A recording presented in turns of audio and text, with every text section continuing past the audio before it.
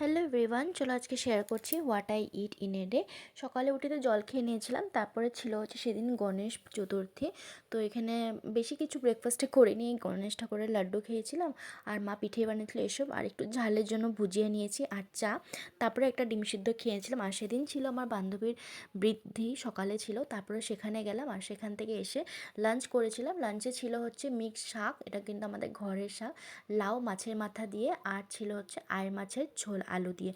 ভাত খেয়ে দুপুরে একটু ঘুমিয়েছিলাম, তারপরে ঘুম থেকে উঠে তো মেহেন্দি ছিল বান্ধবী, তো সেখানে গেলাম। তো সেখানে গিয়ে একটু চা খেয়েছি, চা দিয়েছিল খেতে। তারপরে ওর ব্রাইড টুবির জন্য একটা কেক কাটা হয়েছিল, সেই কেকটাও খেয়েছিলাম, সেটা না রেকর্ড করা হয়নি।